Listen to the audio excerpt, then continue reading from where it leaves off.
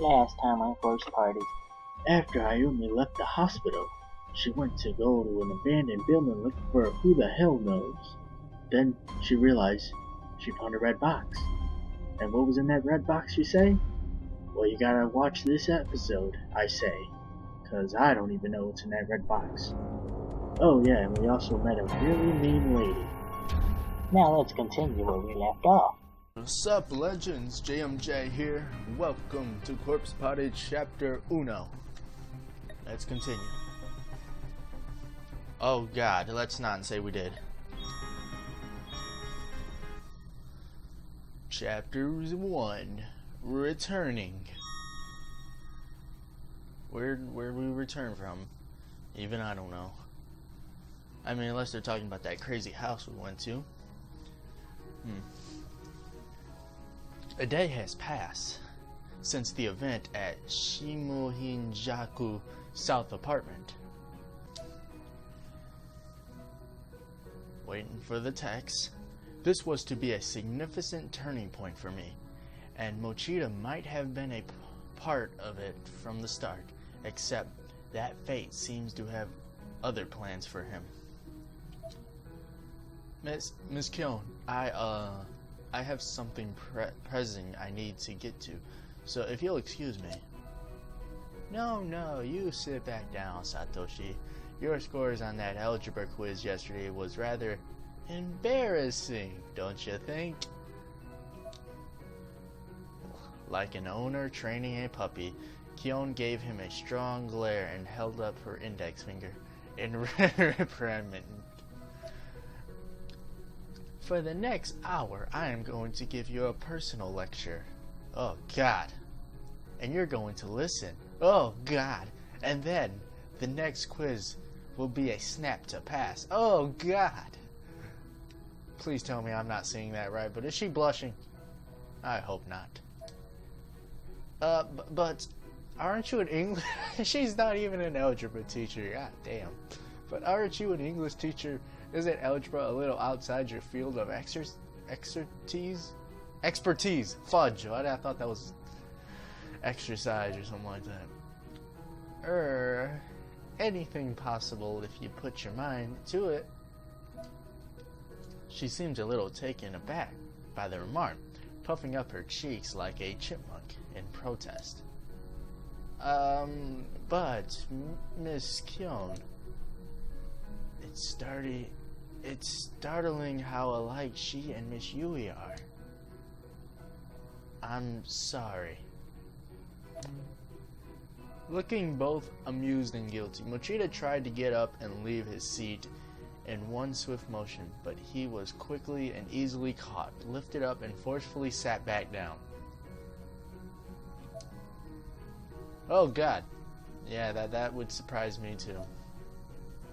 Ha ha ha. That's kind of scary. Miss Kyon was smiling. She was actually enjoying this. Who or what am I dealing with here? Miss Kyon is a demon! Nah, I have no idea. But that would be an amazing twist. Miss Kyon was only the slightest bit taller than Mochida. This did not make taller than the average, but her arms were small and frail. There seems to be no way she could possibly have lifted somebody of his build. This whole situation was rather bewildering for him, and he made no attempts to hide his confusion. Now, let's begin, shall we? Yes, ma'am. He had no other options. Apparently, he was going to be studying algebra for the next hour, come hell or high water. I never heard that one before.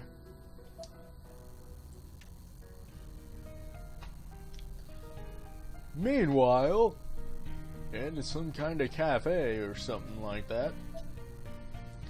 Oh, they were gonna do that. They were gonna tell me, okay, I'm sorry, game. At a local cafe near the school, Kishinuma and I were sitting down to speak with Aiko Niwa, the information who led my friends to me the previous night. Are you alright? Does your stomach hurt?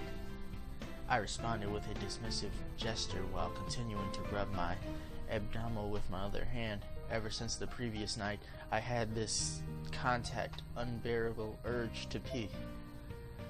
What the hell is wrong with me? I mean, I know I got really scared and I hyperventilated, but can that affect my body like this? Did I change something in me? My bladder feels like it's fit to burst. So, where shall we begin? Aiko tilted her head and stared at me, looking me up and down, seemingly judging my every mannerism, my every moment.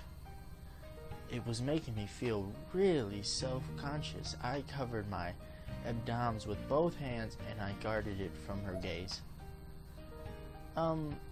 Thank you very much for help yesterday. Think nothing of it.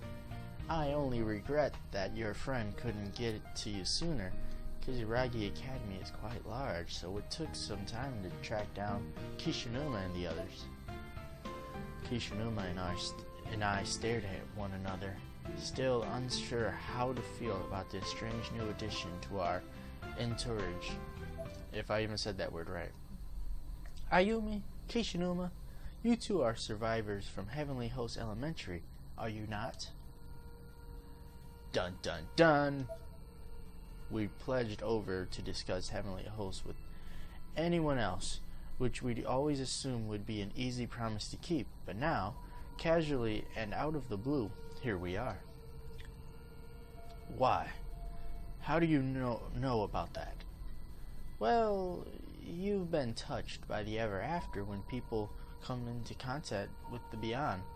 The color of their auras change to something otherworldly, something I can see. Oh, so she can just sense it, I guess? Both Kishinuma and I were speechless. I just sat there staring at my palm, subconsciously trying to see my aura. I guess Aiko was smiling at us triumphantly. You said you were an intelligent agent, was it? For the supernatural? And you're friends of Naho? That's correct. I'm the one who tipped her off about Heavenly Host Elementary, in fact. So long story short, you're the one that got it killed.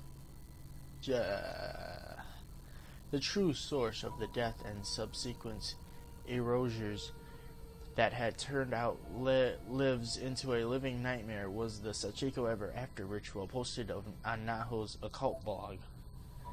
I've been a fan of Naho for quite some time, so when I saw that, I knew I had to try it out with my friends from Class 2-9, and as a result, half of those friends were now gone. I suppose you're aware that Naho was involved in supernatural investigations on behalf of one Mr. Kibiki, no? I am, and I know she hasn't been since posting information on Sachiko Ever After. Well, my business is of a similar nature. I gather data from spiritual hotspots and other supernatural locales and sell that data to my clients for a fair profit. Not always money. Mind you, I'll do my dirty work in exchange for a particular spirit item. That perks my interest. It all depends on whom I'm dealing with. It's entirely give and take. They want my information, and I want their cash, or their artifacts. Well, that is business. I mean, give and take. Yeah, perfect example of business. Physically, Aiko was a very attractive young lady, but personally wise, the jury was still out. Her words were calculated and emotionless, her true intentions a mystery. One can call me an information dealer, but I prefer intelligent agent, and Naho was a good customer. My info on Heavenly Host provides to be her last purchase. However, At the time, Naho was single-minded excited about Mr. Kibiki's work. She believed he could qualify for some award with the information I found for her. Say, could you tell me, was Naho there in that other world you found yourself trapped in? Oh yeah, she was there, and you better believe she wasn't normal. Naho died together with Mr. Kibiki. I looked down as I answered. Despite everything she'd gone, the memory of Naho passing was still painful for me. She'd become one of Heavenly Host's lost souls and gone completely berserk in the end. I was the one who finished her off. I see. I assume as much. Aiko seemed completely unaffected by the revelation. Her tone remained even and her expression cold and distant. Honestly, I'd had about enough of her by this point. She was so devoid of empathy, it was almost offensive. I was genuinely starting to get pissed off. And you're okay with that? I do feel sorry for her, don't get me wrong, but I had a strong feeling things would end this way. There's no point in lamenting that for which I was fully prepared. Kishinuma continued to stare intensely at Aiko. With his own brand of cold, emotionless eyes, he was oddly quiet, though his anger was palpable. I clenched my fist. What about this girl? I believe she performed the ritual alongside Naho. Did you see her there as well? Hey, it's Sayaka. Yeah, I forgot her name. Aiko showed us a photo of a girl named Sayaka Oii. No, I can't say I've ever met her. I see. Aiko's expression was so faltering. You could carve it in stone. I couldn't take it anymore. I had to say something. If you're calling Naho your customer, I don't think you can really say you were her friend.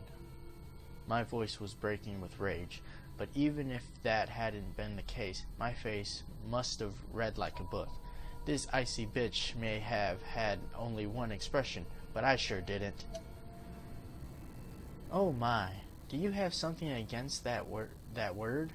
When I deal with my customers, I give them a guarantee of the utmost quality and dedicate myself to their satisfaction.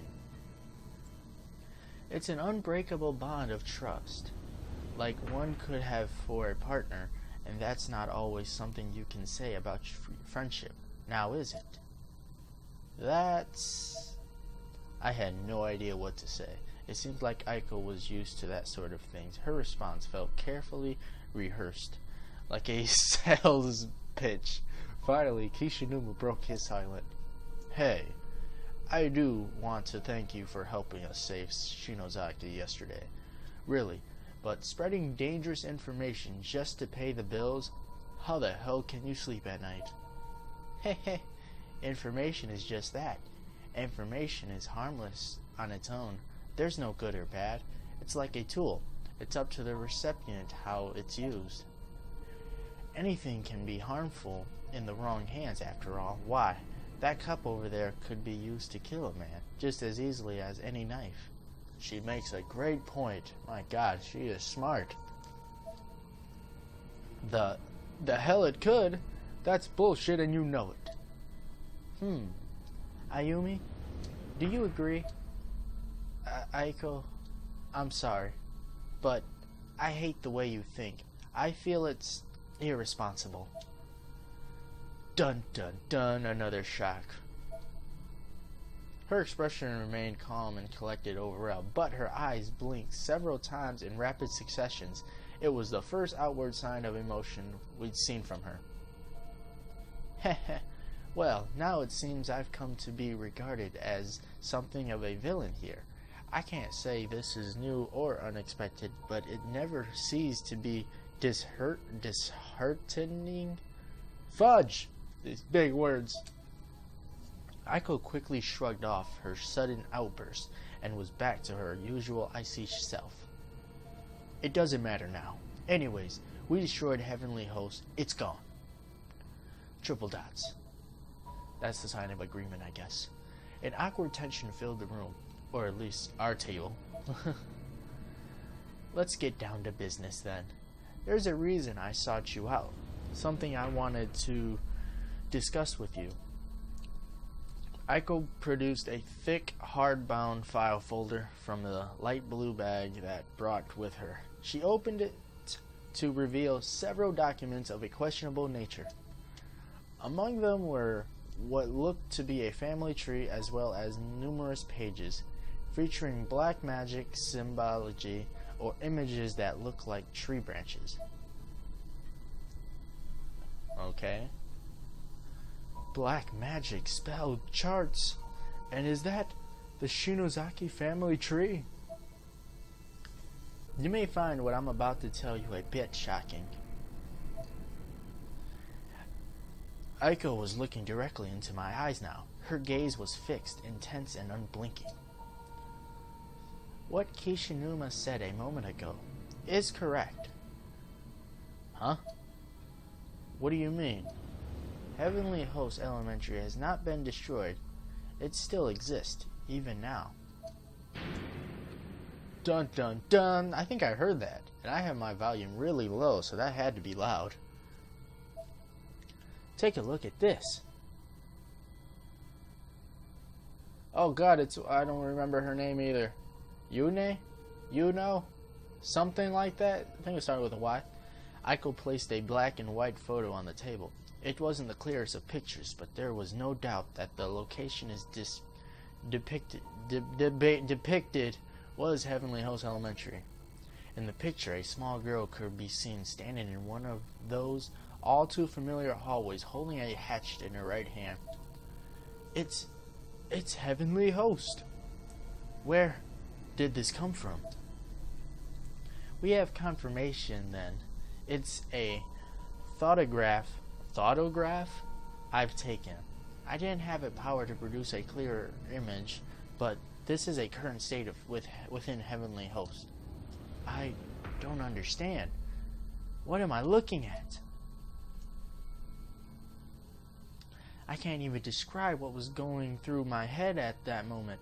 I felt like I was able to burst. Aiko, however, remained calm as ever while recounting her story. Let's start at the beginning. First, the red box from yesterday. After some time, I was able to open it, and I found these spirit items containing within. The box I'd found in Makina's futon. Inside it were apparently two stones resembling Magatama Koma shapes, ceremonial objects from Japanese antiquity. Also includes in the box were several more roughly hewn stones, as well as a lining along the edge consisting of crumbling pieces of thin white paper. Unfortunately, most of the box contents were broken or damaged.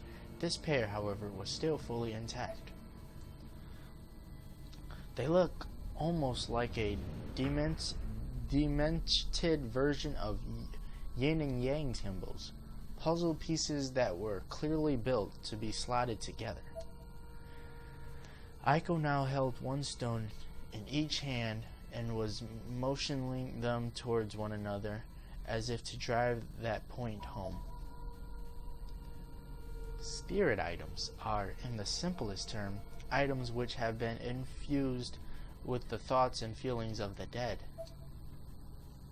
Those who bear such objects will be visited by the spirits within them, or at the very least, be forever privy to their memories or earthly limits. It's a wonderful thing. I may not quite look the part, but I'm actually quite an avid collector of spirit items. Oh yeah, you definitely don't look like the type of person that collects spirit items. Go beep yourself. Kishinuma and I briefly looked eyes together. We shared the same look of bewildering. Aiko personally was much more twisted than either of us had initially perceived it to be. I tried to get a fix on the little girl, though, and in doing so I heard a vengeful cry and saw an image of a girl with braided hairs in an abandoned school building. My curiosity having been piqued, I took out this camera. At this point, she produced an old instant camera and placed it on the table in front of us, and tried to take a photo of the image in my mind. The result is that shot. This particular spirit item now only allows me to produce images from the exact moment in time when the picture is taken. The past and future alike are beyond its reach. Triple dot? I examined the photograph in greater detail, and a chill ran down my spine. There was absolutely no denying what it depicted. No! I was actually shaking. Without Sachiko Shinozaki, the school should have collapsed. It should have ceased to exist as soon as we escaped. I believe the collapse was halted, perhaps right on the brink, even maybe because of the person to whom that voice I heard belonged. Aiko motioned toward the photo in my hand. It could even be the girl in the picture. I wonder who she is. Gasp. The answer was beginning to dawn on me. A sudden cold sensation exploded through my body, and I shuddered, as if trying to shake off the encroaching realization. God damn! You really think that hellhole is still around? Kishinuma leaned forward. The conversation was clearly beginning to engage him a lot more than it had been. Heavenly Host Elementary, or rather, the dimension space that took on the form of Heavenly Host Elementary, fascinated me from the moment I introduced it to Naho. I began to research it independently and learned that its true identity is, well, something like a new nirvana, a netherworld or hereafter, an otherworldly plane of death. Though ordinary, one tend to think of there being only this world and the next. A new nirvana? Precisely, that's correct. You know about Yoshi Shinozaki, do you not? Yeah. And of her clinic, the Shinozaki estate, wherein the... Fudge and fudge, hold up. How do I... Fudge. Yeah. And of her clinic, the Shinozaki estate, wherein the grimoire known as the Book of Shadow was located. Yeah. Anyways, why? How could she know about that? A million thoughts, a million questions were running through my head. I was speechless, and all I could do was sit there and hear her out. Son of a beat, man, this whole episode is going to be nothing like this. Nothing but this, is it? God damn. It was like a muffled scream or a moan of agony, the sounds you make when you want to make a sound, but are barely able to. I don't know what's going on. That one was a little more forceful, accompanied by thrashing. It caused the nearby table light to fall over and roll along the ground. Please, dear, come now. You need to stay calm. This was Yoshi Shinozaki's clinic, and Yoshi herself was on top of her husband, holding him down with both of her hands. She continued her Shinto purification chant. To prevent Seiji from biting off his own tongue, he had been gagging on a towel. Needless to say, he wasn't looking particularly well. Now, far from where this was occurring, Sachiko stood aghast, trembling as she watched the proceeding with hesitant, sidelong glance. Izanagi no Akami, who visits the underworld and behold our foul spirits, guide us to the cleansing water of the Teachbena. on the Odo no Agara shores on the land of Tsukishi. I will never be a ritual person, or whatever they call them. I will not only get my client killed, I'd probably get myself killed in the process. Saiji, still collapsed on the floor, was clearly suffering. His body was bent into a most unnatural shape, and he was fervently clawing at his neck. I beseech thee, in the name of the divine virtues of the gods gathered here, to wash away the sins we've committed on the impurity that dwells within our minds and bodies. Sachiko's father screamed through his gag from beginning to forth out from the edges. He was going into cyanosis? I don't know. Ghostly images of Shinozaki women from ages past smiled down upon the event from the ceiling, laughing and mocking his suffering. Worse still, some of the women had traditionally blackened teeth, giving her smile an unintentional, sinister edge.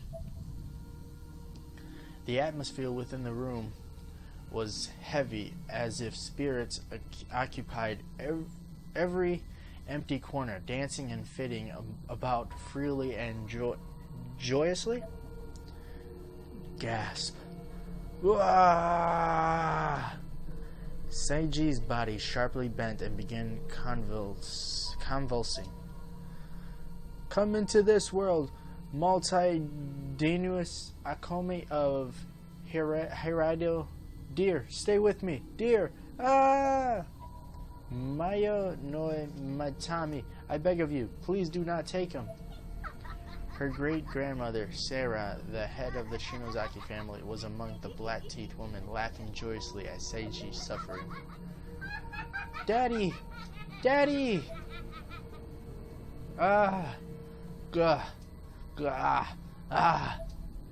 Okay. Long story short, he died. His voice began to weaken and his convulsing began to lose strength. Finally, the last spark of life had left his body. His eyes rolled back into his head and all movement ceased. Daddy, why aren't you breathing? Sachiko looked up, eyes glazed over with tears. Sob, sob. Yoshi, too, was strict with grief and despair. This is what it means to be a Shinozaki, to be part of the cursed bloodline. All men who marry are guaranteed to die quickly. Not even Yoshi could circumvent that fate. Sob, sob. So she turned to the forbidden book, an item she and her family had been protected for generations from those who might misuse it. The Grimoire, the Book of Shadow. Holy crap. That's crazy. Alrighty, I'm gonna end the video here. This is nothing but talk. I was completely wrong, thinking there would have been some gameplay. Maybe you guys will get lucky, and on the next episode we'll have some gameplay. Who knows? Because I don't. Thank you guys for watching this video. If you guys enjoyed it, hit that like button. Don't forget to subscribe to become a legend. I'll see you guys in the next episode. I'm GMJ. Peace out.